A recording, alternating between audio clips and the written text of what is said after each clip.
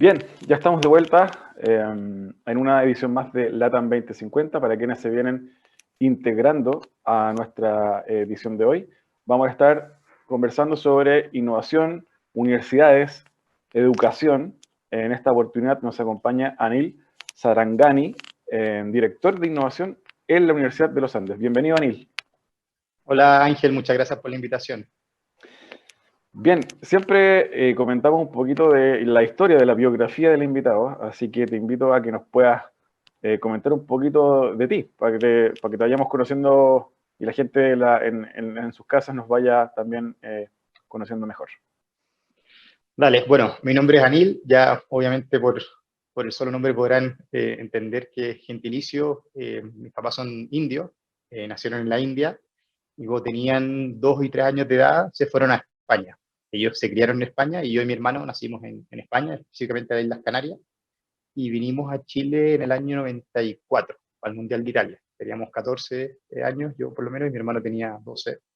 Después hice toda mi enseñanza media acá en Chile, soy biólogo de formación, científico, estudié en la Católica, y después hice un magíster en bioquímica y un doctorado en biomedicina, y ahí fue donde también decidimos seguir estudiando, y nos fuimos con mi actual señora a Estados Unidos a hacer un postdoctorado en células madre y otro en oncología, y estando la parte más científica ya a cargo del laboratorio, pero la interrelación del laboratorio con las empresas farmacéuticas en San Diego, es donde decidí hacer mi MBA. Le dije aquí el MBA, la parte más de innovación y gestión. Y terminado el MBA, fue cuando me contrataron para hacerme cargo de un proyecto de innovación acá en la Universidad de los Andes. Así que llevo acá desde el 2015. Es un poco la historia de vida que tengo. Anil, bueno, entiendo que también tuviste una pasada por Singularity.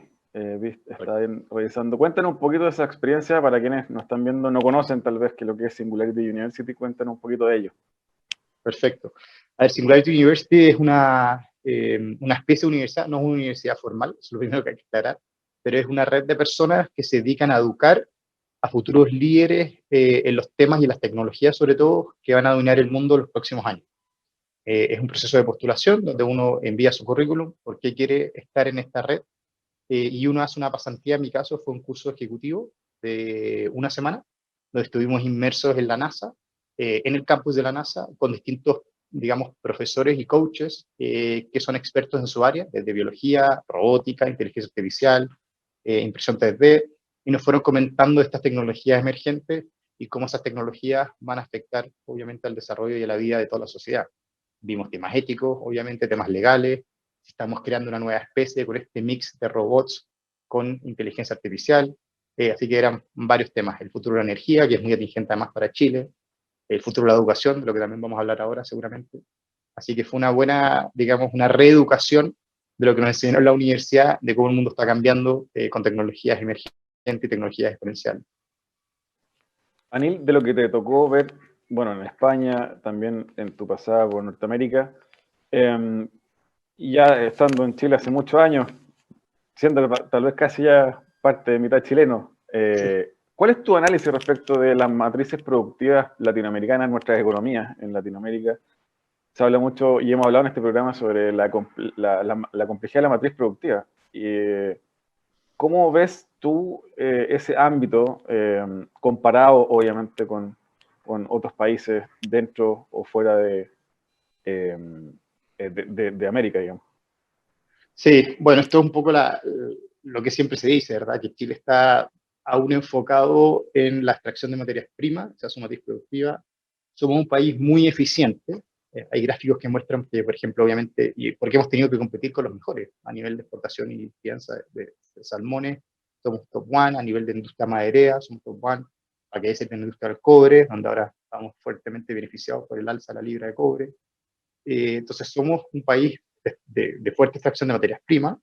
Eh, no estoy tan de acuerdo que somos de tan poco valor agregado. Yo creo que hemos aprendido a darle mayor valor agregado a ciertas, digamos, indicaciones. Obviamente estamos en camino de ir mejorando. Se ha creado más una cultura de emprendimiento e innovación que ha pegado muy fuertemente a los emprendedores. Tenemos un mejor capital social para poder desarrollar esto, pero sí donde nos está costando más es con las empresas. Las empresas les cuesta adoptar tecnologías de innovación desarrolladas en Chile, prefieren importar tecnologías de afuera. Y se ve también en el dato de que usualmente en un país desarrollado, del financiamiento que va destinado a innovación o a I+D, usualmente 2/3 privado, 1/3 público. En Chile es justo lo contrario, tenemos 2/3 público y 1/3 privado, y ha ido disminuyendo además a través de los años. Entonces nos falta aún más mejorar el proceso de cómo involucramos al sector productivo privado dentro de este ecosistema de innovación. Diría que por ahí va un poco la mano y el desafío para los futuros años. En ese sentido, las universidades son un vehículo, tal vez, para el desarrollo. Se hablaba una época, o se habló en una época de la triple hélice, del vínculo entre universidades, empresas, emprendedores, sector público. En esa línea, ¿cuál es el rol, crees tú, que tiene la universidad hoy en Latinoamérica de cara a tener una matriz productiva un poco más compleja? Sí, a ver, las universidades son básicamente un conglomerado o un acopio de capital humano avanzado. Eso es la universidad. Es un lugar donde se reúnen distintas cabezas a pensar y donde se genera conocimiento. Ese debe ser el rol de siempre de la academia, generar conocimiento. Obviamente ese conocimiento idealmente tiene que ser aplicado. Uno aquí, como tú sabes, en la universidad existe la libertad de investigación, entonces cada investigador es libre de investigar en la materia que quiera, pero hemos visto cómo a Chile requiere esta investigación que sea un poquito más aplicada. Y hemos tratado de forzar en el ecosistema, ya sea con la creación del punto de vista del gobierno, de las OTL, la Oficina de Transferencia y Licenciamiento, la capacidad de empujar esa generación de conocimiento desde las universidades hasta la sociedad. Lo que nosotros decimos siempre, del laboratorio al mercado. Y ese proceso es el que tenemos que impulsar de las universidades, de no solamente generar conocimiento que quede en los mismos actores que son los investigadores, y que les lean un par de papers sus competidores y que nadie más entienda cómo eso se puede aplicar al mundo real. Entonces, ¿cómo hacemos esa bajada de que esa investigación tenga un efecto real en beneficio de la sociedad? Y es ahí donde la universidad tiene que tener un rol mucho más fuerte, que estamos en ello también. Esto obviamente en Estados Unidos, en Europa, se da por hecho, y las universidades se miden por ese impacto. En Chile el Sistema Nacional de Acreditación sigue midiendo por publicaciones, no necesariamente por impacto. Sé que eso ha ido cambiando con las nuevas reglas, pero todavía nos falta adoptar esa cultura de una manera mucho más fuerte. Anil, en ese sentido, y para entrar un poco en materia, obviamente que también la pandemia impacta y ha impactado en cómo las universidades también siguen operando, siguen ejecutando sus programas formativos y también se adaptan hacia los nuevos desafíos que vienen para las universidades y para los estudiantes post pandemia. Si tal vez pudieses hacer un breve análisis a tu juicio, el modelo educativo chileno hasta hoy, ¿cómo dirías que está conformado? ¿Cuál dirías tú que son sus principales virtudes, sus principales puntos a mejorar en el sistema educativo, al menos educación superior en Chile? Sí. A ver, primero a lo mejor partir por un pequeño diagnóstico de que efectivamente la pandemia fue una especie de terremoto educacional. Nos pilló a todos un poco de sorpresa.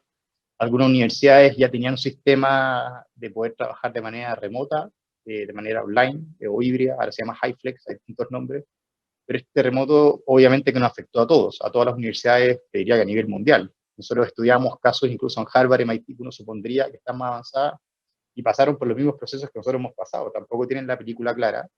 Van a haber nuevos competidores, por decirlo así, que son las grandes empresas, y es un tema que me apasiona, como Amazon y Google están creando sus propias universidades y hacen un poco de competencia a las universidades tradicionales, porque quieren a sus empleados formados en los temas que a ellos les interesan, de una manera mucho más rápida, mucho más aplicada, mucho más al hueso, con carreras más cortas, y obviamente ese terremoto educacional nos ha afectado a todos. Se habla mucho a raíz del cobre, ahora que lo que siempre decían, el cobre por el cielo y la educación por el suelo. Esto es un tema que viene de años, hemos tenido distintas revoluciones pingüinas en el historial de Chile. Creo que todavía no encontramos la solución ideal y se está trabajando en ello. Y a lo mejor la nueva constitución puede ser un buen punto de partida. Pero el diagnóstico te diría que en Chile tenemos muy buena educación superior, tenemos muchas universidades para ser un país tan pequeño como Chile. Y eso que ha generado que las generaciones que antiguamente no estudiaban en la universidad, que llegaban usualmente hasta el colegio, sean mucho más educadas, lo cual es muy bueno. Lo que sí me encantaría ahora es ver cómo reeducamos sobre todo a los profesores, que creo que ahí está la base del cambio, porque si los profesores no se reeducan, no van a poder enseñar las nuevas digamos, tendencias que se nos vienen a nivel mundial. Así que eso a nivel nacional, por lo menos. En ese sentido, Anil, probablemente vamos a enfrentar también desafíos futuros post pandemia, como decíamos, en torno a la capacidad productiva de los trabajadores. En ese sentido, vi un gráfico hace un tiempo de la OECD en donde se indicaba que los niveles de capacidad para resolver problemas con cierta complejidad en adultos es muy baja. En Chile y bueno, en Latinoamérica más o menos pasa lo mismo. Hoy está también de moda este concepto del upskilling, del reskilling, de las habilidades, digamos, de las nuevas competencias que requieren las personas para operar en un mundo digital. ¿Cómo se hace cargo una universidad o las universidades de esta dolencia que es no tener habilidades cognitivas tan altas como tal vez ocurre en Singapur, por decir algo? ¿Cómo logran la universidad hacerse cargo de eso para poder revertirlo de cara a los desafíos futuros? Sí, súper buen punto. A ver, solamente un estudio que salió hace poco del World Economic Forum hablaba que el 54% de la población va a tener que actualizar sus conocimientos o adquirir nuevas habilidades, un poco en línea de lo que tú decías. Este es un informe que se van a crear 2.000 millones de nuevos empleos, esto lo dice McKinsey. Entonces, el tema del relearning es muy importante, la reeducación, como tú mencionas.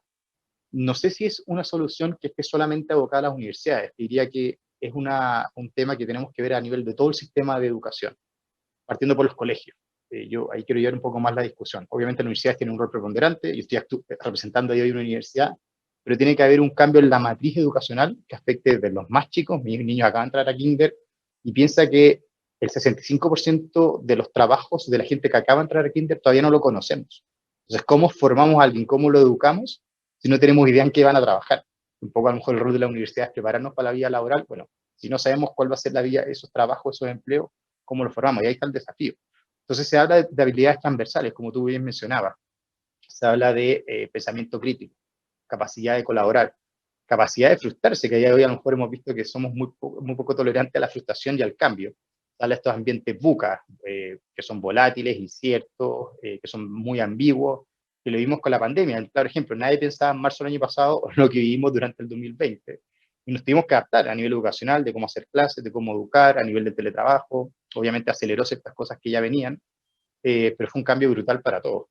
Entonces te diría que es una solución que tenemos que ver en conjunto entre el sistema escolar, que creo que ahí es donde se empiezan a formar estas habilidades, por decirlo, no tan técnicas, sino más blandas, de insisto, trabajar en grupo, trabajar colaborativamente en equipo, este pensamiento crítico. Las carreras STEM van a pasar a ser, obviamente, un poco súper importante todos los colegios.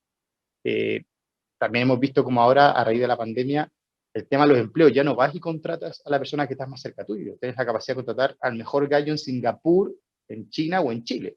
Entonces se cambia un poco la dinámica de la empleabilidad. Entonces hay que los startups son casi todos digitales a día de hoy y pueden contratar el mejor talento que existe a nivel mundial.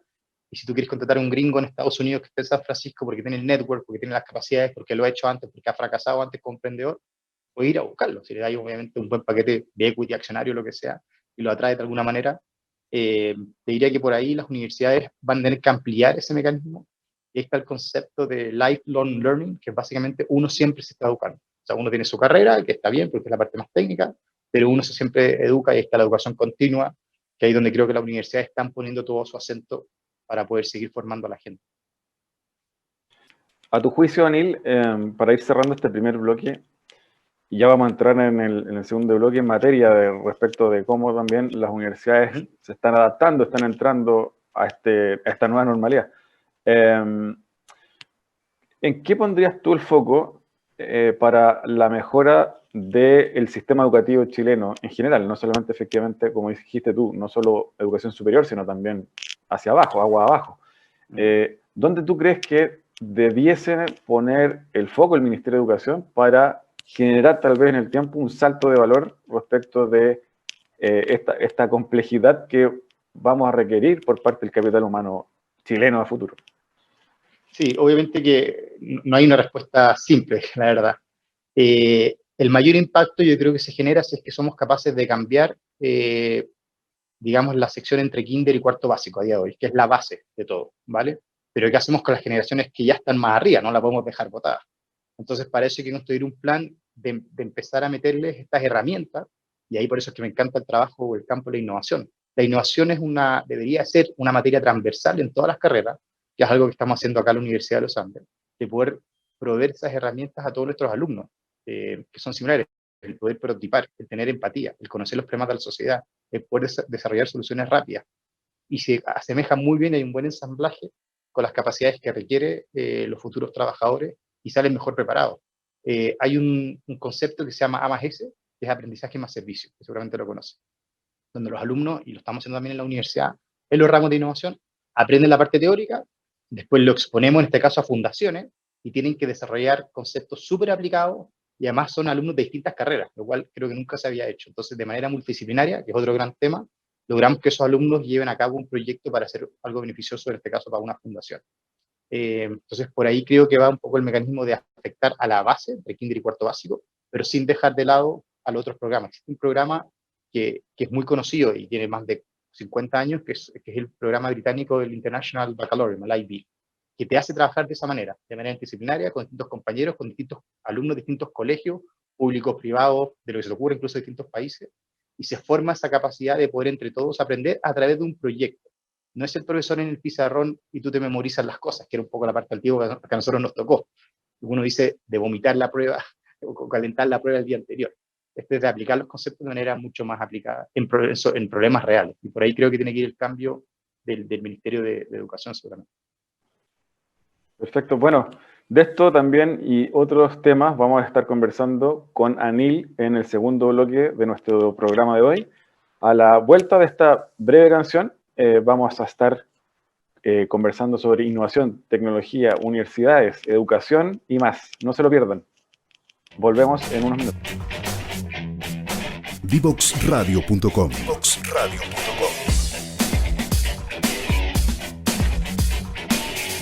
Conversaciones que simplifican lo complejo.